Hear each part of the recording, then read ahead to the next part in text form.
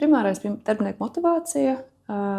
Mēs vienmēr zinājām, ka gribam ieguldīties darbiniekos, un šis likās kā vērtākais instruments, kas var sniegt vienādu atbalstu visai komandai, nemeklējot kaut kāds pielāgots risinājums atkarībā no vecuma vai no kaut kādiem citiem parametriem. Mēs uzņēmumā ļoti labi apzināmies, ka cilvēki ir visa pamatā, un mēs viņus gribam ieguldīties cik vien iespējams. Tāpēc šitais bonus ir kā no-brainer priekš mums, ka mēs atbalstam visu komandu.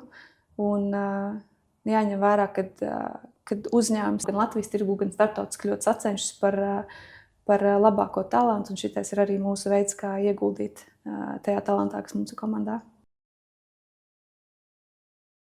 Sāka vairāk tiešām uz darbu nākt, tāpēc, ka šitais ir foršs bonus, ko var izmantot kolektīvs visi kopā, kā piemēram aiziet papusdienot vai uzsaukt pusdienas un paēst kopā ofisā.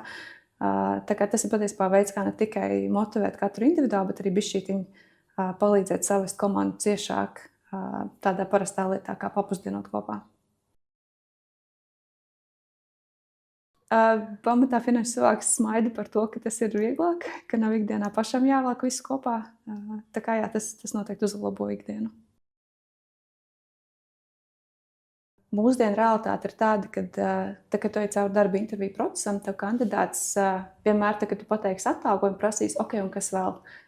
Tas ir tas zemteksts tai sarunai, un tāpēc vienmēr tu uzsver, kāda ir papildus bonus, tur fleksibls darba laiks, viss, kas cits un bonus, kad noteikti ietilpst tajā, tā kā principā darba meklētājs skatās tādu pilno paketi, ko tu vari piedāvāt, un jā, bonus karta mums tagad ir daļa no tā.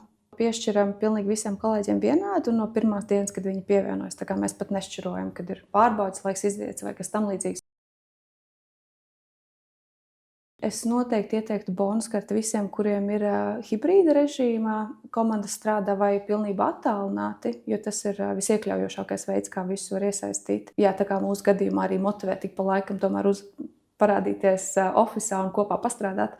Tā kā tas ir ļoti motivējošs veids.